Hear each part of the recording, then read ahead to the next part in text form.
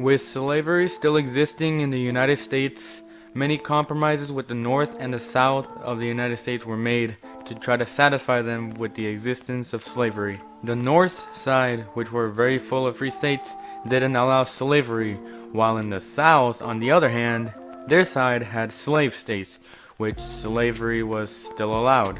So with all of this happening, the Compromise of 1820 made the expansion of slavery have very strict rules. It said that if any new state created north of the Missouri Compromise line, they were going to be a free state and very off limits to slavery completely. So by the early 1850s, new settlers began to settle into an area called Nebraska.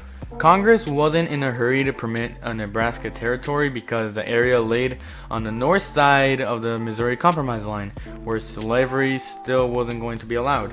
So Senator Stephen Douglas wanted the Nebraska area to be organized into an official territory. Douglas wanted to do some things with the area, but he wasn't sure if the Southern congressmen would approve this territory that outlawed slavery. It was a matter of time since that free area became a free state. So Douglas thought of a solution to get the South on board with his ideas with the Nebraska territory, and it was to repeal the Missouri Compromise. This is not going to end well.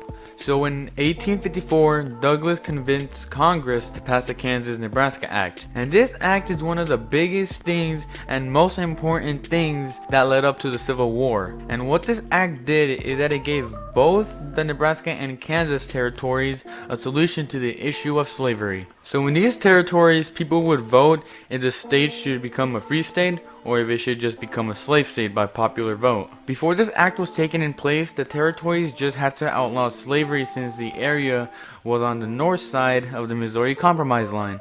So now that this act was in action, people could just now choose if they want their state to become a free or a slave state.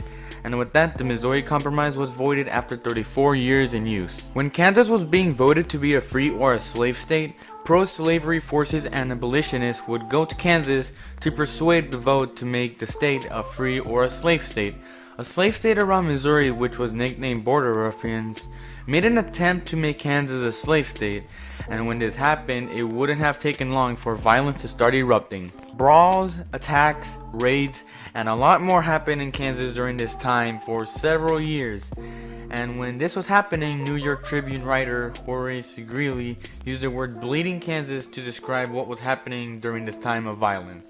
So after all that destruction during those years, Kansas entered the Union as a free state in 1861, and this was the Kansas-Nebraska Act.